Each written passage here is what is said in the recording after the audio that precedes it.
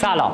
طبق قانون بودجه سال 1404 صاحبان مشاغلی که خدماتشون یا محصولاتشون و فروشی که داشتن تا سقف 216 میلیارد ریال بوده مشمول یک قانون بسیار مهم و ارزشمند میشن. تبصره 100. بهتون میگم به چه کاری میاد.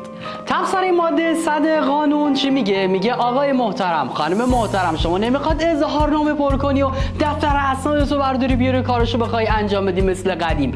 فقط کافیه که سری بزنید به سامانه مالیاتی. یعنی چی؟ یعنی my.tax.gov.ir، یعنی پایگاهی که وجود داره برای اینکه بخوای بررسی کنی و فرم‌های وجود داره برات تا پرشون کنی. چه اتفاقی میفته؟ نکته مهمش اینجاست که اگر شما مشمول این قانون بشی و بتونید ازش استفاده کنید، هم تقسیط براتون داره، همین که راحت میتونید یه سری کاراتون رو پیگیری کنید و نیاز به کلی دفتر دستک و کارا نیست. یعنی چی؟ یعنی اگر فرما رو پر کنید و کاراشو انجام بدید، خیلی خوب، تقسیط شامل شما میشه و میتونید از این تقسیط استفاده کنید. اما اگر که این اتفاق نیفته، به این سامانه مراجعه نکنید، تا پایان شهریور ماه، یعنی همین چند روز دیگه، باید به صورت قطعی و کامل پرداختش رو انجام بدید. یعنی چی؟ یعنی حساب مقطوع و پرداخت مقطوع میشه پرداخت قطعی و تمام. نکته که وجود داره اینه که مؤدیانی که مالیاتشون صفره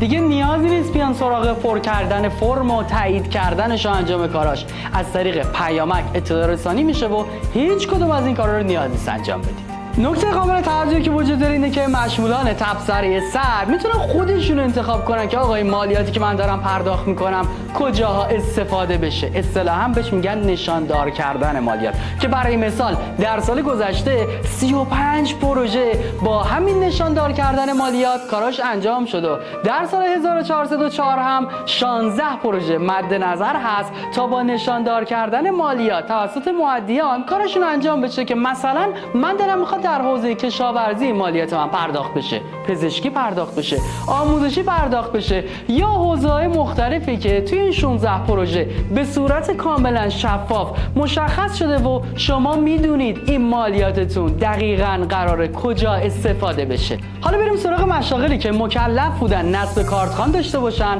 یا صدور صورت حساب الکترونیکی رو انجام بدن. نکتهش اینجاست که خب این قانون مشمول شما نمیشه.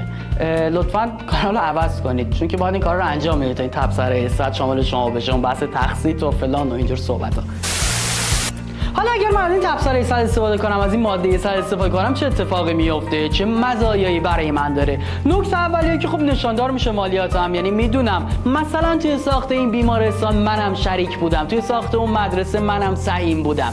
به غیر از اون بخشودگی مالیاتی شامل من میشه. و از اون که بگذریم، کی بدش میاد که بخواد یه دفعه‌ای نیازی نباشه کل مالیاتو پرداخت کنه و تقسیط صورت بگیره؟ و به غیر از اون مگه فرصتشو داری که بخوای حضوری مراجعه کنی ببینی آیا ثبت شد کاراش یا ثبت نشد، انجام شد یا انجام نشد؟ چون تحت این شرایط استفاده از این ماده و این تبصره نیازی نیست شما حضوری مراجعه کنید، نیازی نیست دفتر و اسناد و کل چیز بردارین بیارین برای ارائه، و همه چیز به صورت برخط و آنلاین انجام میشه و فقط کافیه که دو تا تیک بزنید و هر چند وقت یه بار یه نگاهی بندازید رو ببینید که بله انجام شده.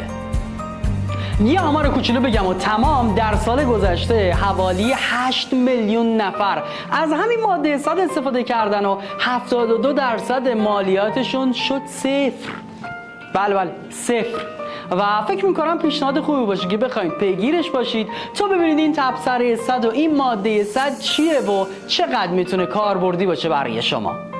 این تبصره ماده 100 نشون میده که هم میتونه به کسب و کارهای کوچیک کمک کنه، هم میتونه به گسترش عدالت مالیاتی کمکی داشته باشه.